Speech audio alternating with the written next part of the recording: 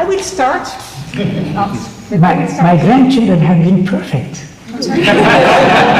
They listen to their grandpa. Can you hear me? I have the first question, which is it's about your philosophy of history and about your politics. The politics that are behind this reflection. You tell us, right? You have this kind of phenomenological approach, the epoche, the very cognitive vision of this tension between the natural universalism and the universalism from the world. And at the same time, you speak to us about history. You speak to us about Banlieue, you speak to us about Georges Hardy, La Conquête morale des indigènes, etc. Right? And so I'm wondering about how they fit together and how, in a time like now, where it feels like we are more stuck in differences than we are in commonalities, when we are more attached to or stuck again in predictions of asymmetries of power.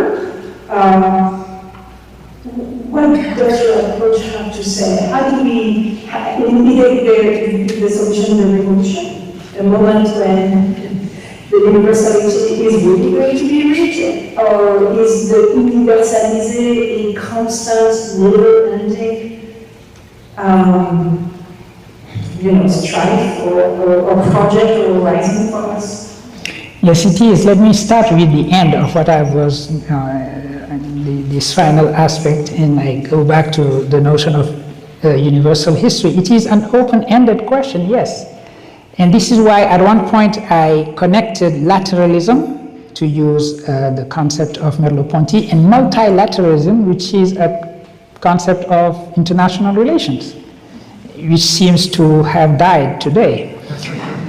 And so it is this idea of, yes, coming together and being engaged in a continuous open-ended negotiation about what universalizing means.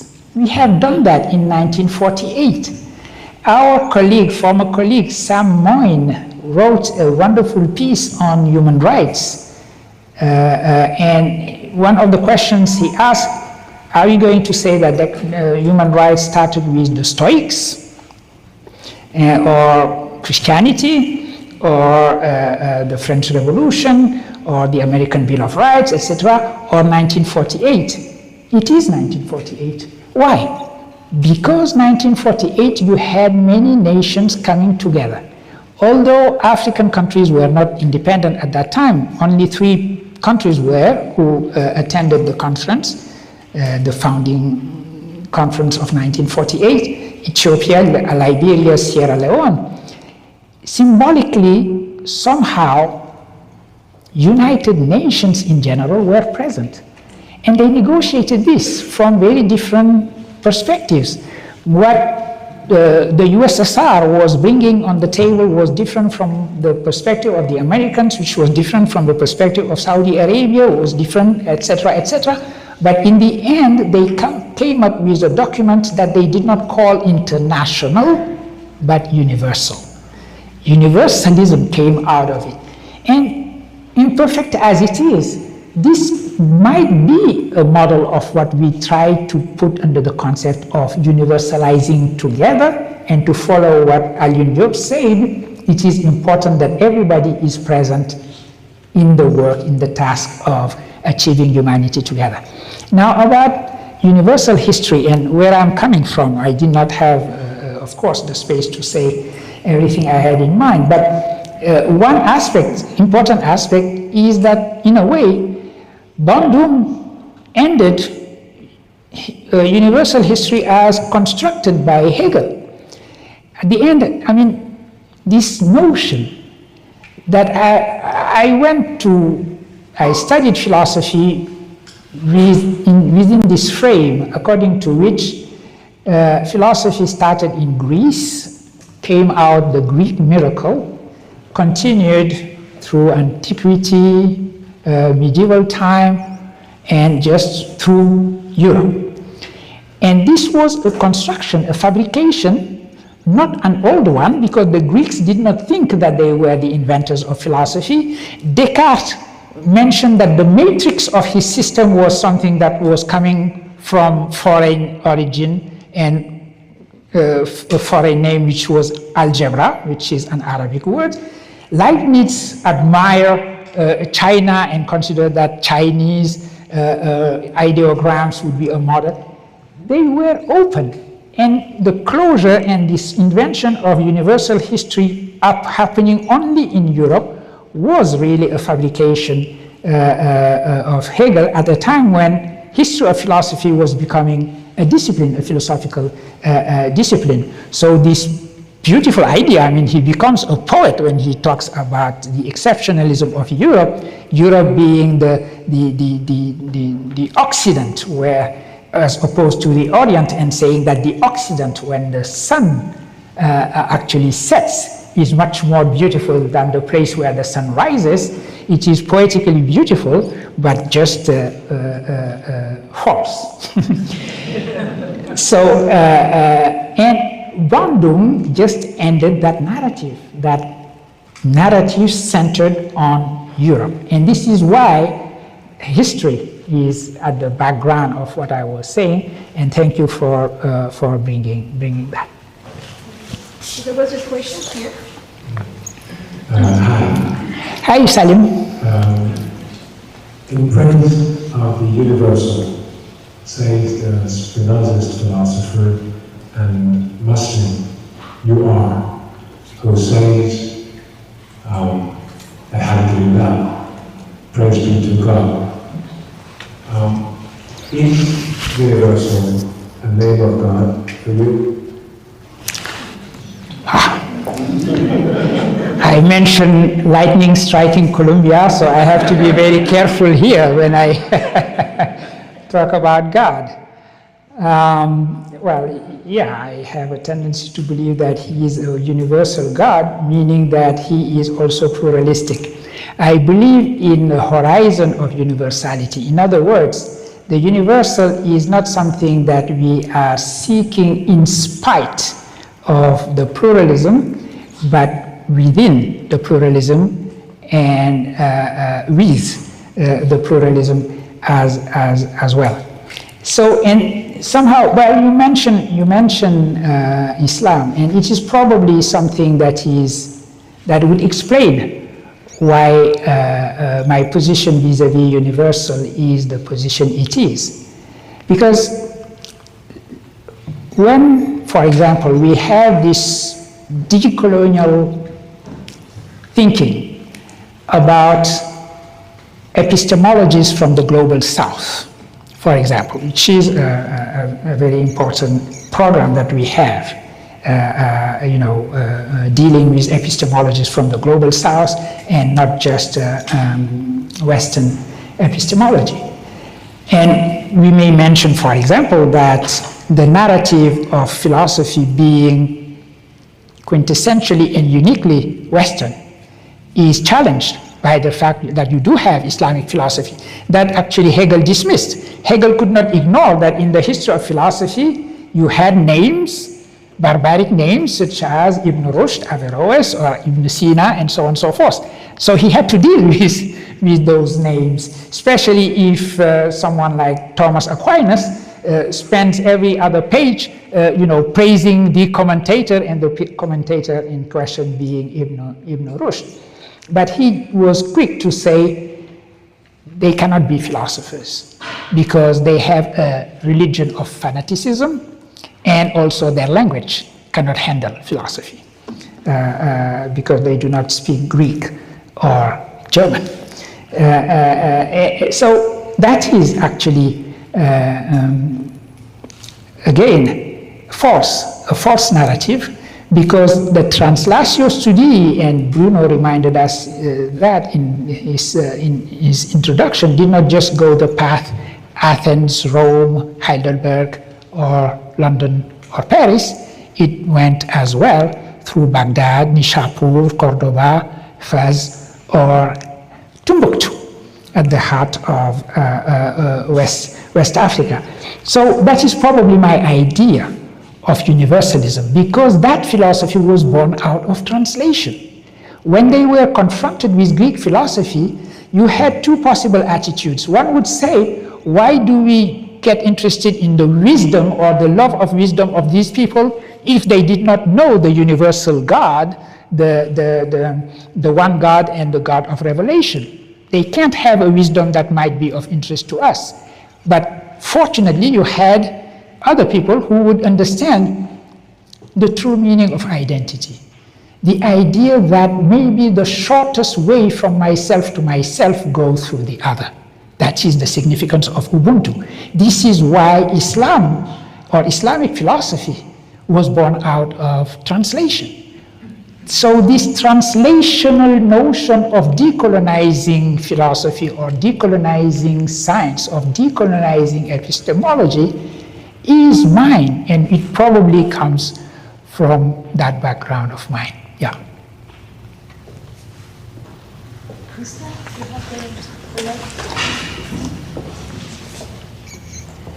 You really asked a question that I was going to ask, but I'll push it a step further.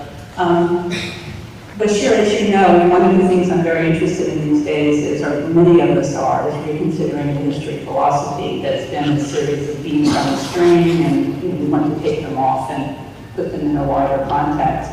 But having said that, I'll mention one of our favorite philosophers, Leibniz. And in picking up on I would like to hear you clarify a bit, or say a bit more about the underlying metaphysics of this, like an account of what there really is, and truly the divinity is a role here. But one of the points that Leibniz makes, and many that there's a suggestion of this in Spinoza and the woman I'm working on now, Anne Conway, that the world is constituted of an infinity of things. Humanity is in some sense part of that infinite beauty of the world. But in order to find, I think they would all say, a kind of universalism requires an understanding of what Leibniz sometimes calls sympathetic harmony. That we are all like, that every single thing is in some sense a reflection of everything else. And I just wonder if that is an underlying assumption to your account. And if not, why not? Well, it definitely is. And I would like to run by you this idea that I had in the back of my mind, speaking of Leibniz, not now his algebra of logic, the technical side of it, but truly his metaphysics. And I am thinking that what Edouard Glissant has called these open opacities could be very much translated into the language of Leibniz monadology. The word as an infinity of monads. And as he puts it, monads have neither doors nor windows. So they are, in that sense, opacity. But at the same time, they are open through the monad of monads, the universal God of Salim. And in that sense, they communicate. Each monad expresses all the other monads in the totality of the universe. And this is what is so beautifully mystical in Leibniz metaphysics as well. And I was thinking of that, yes, and the infinite nature of the word would be the infinity of that monadology of Leibniz, I would say.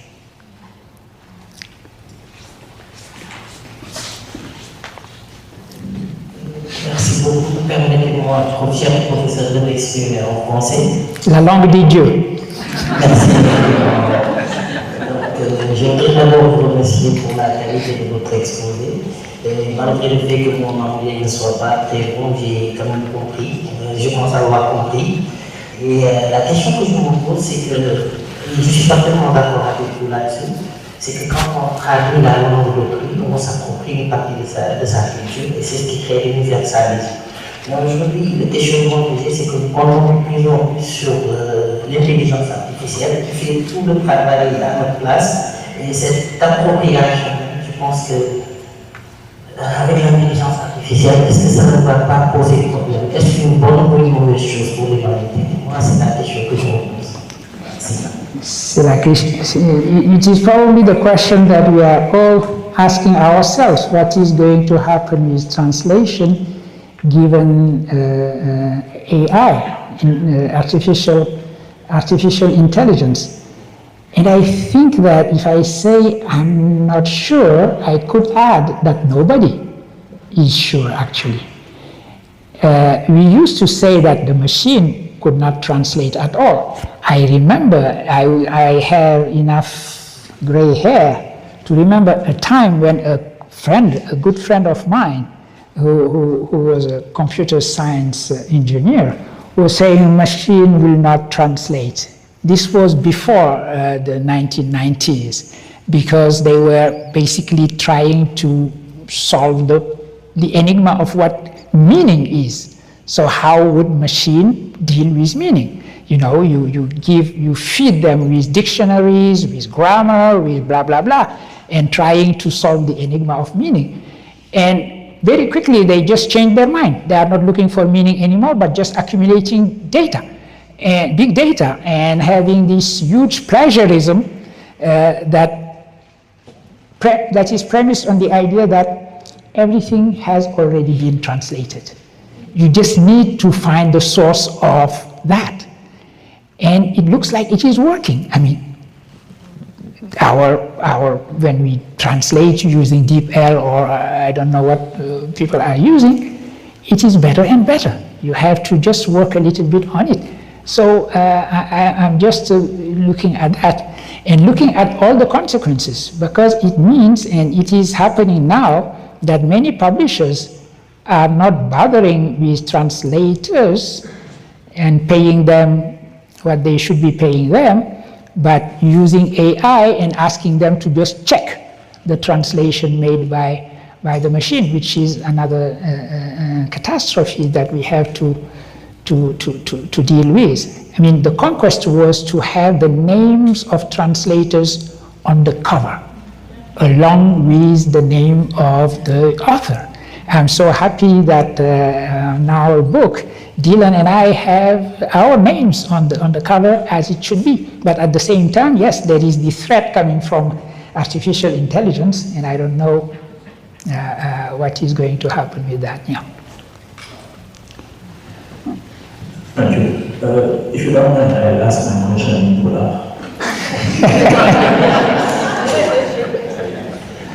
So I was just can I come back to Leibniz and this notion of opacity?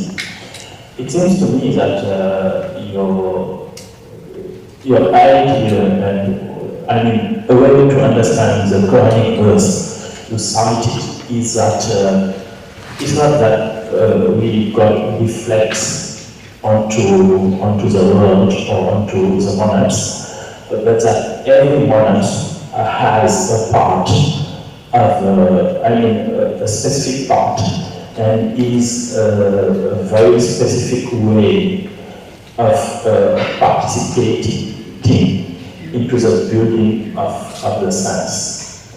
Don't you? It is the case.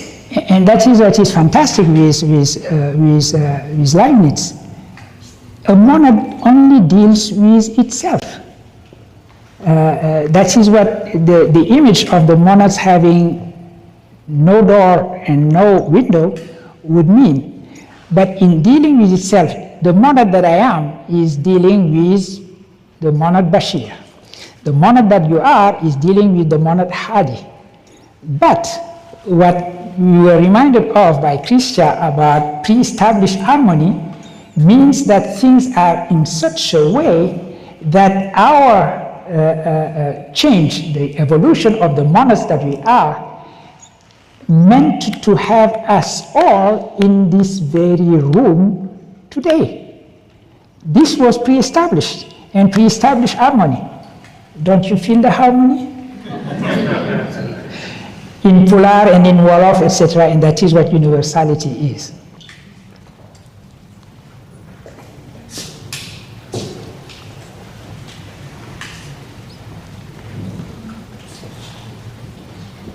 Thank you very much. Hi, Ashley, thank you very much for this wonderful lecture. I was wondering what could be the political translation of your theory of translation, which means, because when I listen to you, there is a word that always comes, and I would love to ask you if you could foster this idea of socialism. And it comes all the time, and many thinkers that you are just about your books and who you are thinking with, like Salihani, Emmanuel Wallerstein, even Senghor, they were all trying to give certain content to this idea of socialism in a Marxist way sometimes, or in an anti-Marxist way. And I would love to know how your idea of translation is going to give you perhaps to a new understanding of socialism, or not, if it makes sense to say that. Absolutely. I mean, that idea of a translational understanding of socialism and oriented towards humanism is something that I share with my good friend Gary Wilder, who could not be with us, as you know. And it is very important. This is why I reminded us that the subtitle of my book, Universalisé, is a quote from Jean Jaurès. You know, the kind of socialism I have in mind when I connect the goal of humanity, as he puts it. Let me go back to the origin of that quote. This is the first issue of the daily newspaper that Jean Jaurès created, with the title L'Humanité, Humanity, which is still now the newspaper of the French Communist Party. And in that, when he created that newspaper, he wrote the editorial, the introduction, in the first issue, and he called it Our Goal. So meaning that our goal is humanity, and that goal of humanity is identified with socialism in his mind. That idea that socialism is humanism, in the sense that we are fragmented by inequality, by our differences, we are tribes, and the goal is to make us one single humanity. Very optimistic. He died from that optimism. As you know, he was killed because he was a pacifist.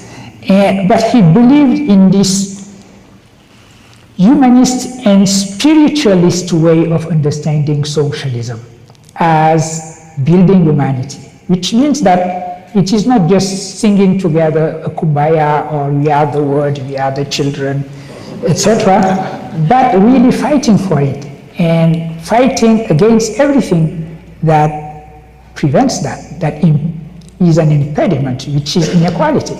So that notion of humanism is something that has disappeared at one point in the so-called scientific socialism.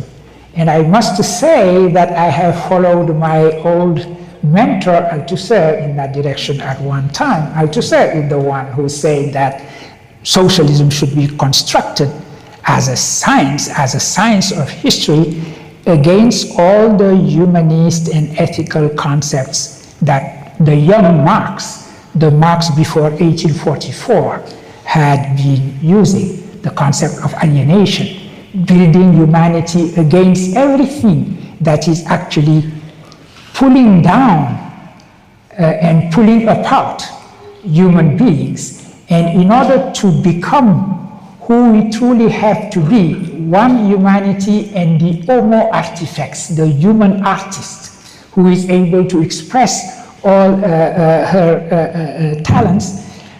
So that had disappeared at one point. And somehow I have nostalgia for that idea of socialism, spiritualist one, humanist one, and not the one that died, thanks God, with the fall of the Berlin Wall. I'm sorry, one last question. We have tons of time in the next 2 days for more questions, but one last question. Hello, first and foremost, thank you for this talk. I just have one question, which is that from one states, a man who possesses the language possesses as an indirect consequence the word expressed and implied by this language. How does this harmonize with the ethical project of Chinese nation? Absolutely, it's a beautiful quote from Frantz Fanon. Yes, a language is the word in a way, and but having a language is in a way having a new perspective on the world. When that's something I tried to say in my presentation.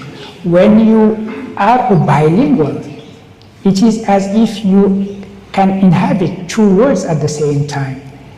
For one, you can look at your language from the outside and understand it. Goethe famously said, if you have only one language, you don't know it.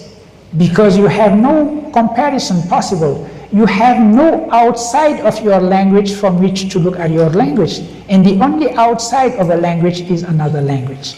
So this capacity to decenter yourself is the beauty of thinking from language to language. Thinking in Poulard and from Poulard to English or English and French, as Adi does on a daily basis. And this is exactly the beauty of the quote from Fanon, and thank you for bringing that Fanon. And by the way, the Fanon that we should be reading, to whom we should be fair, is the universalist Fanon. There is a Fanon invented in the binaries of post-colonialism, forgetting that Fanon, at the end of Peau Noire, Masque Blanc, and at the end of Les Damnés de la Terre, is calling for a universal. And in that sense, I am also a Fanonian. Wow. Merci.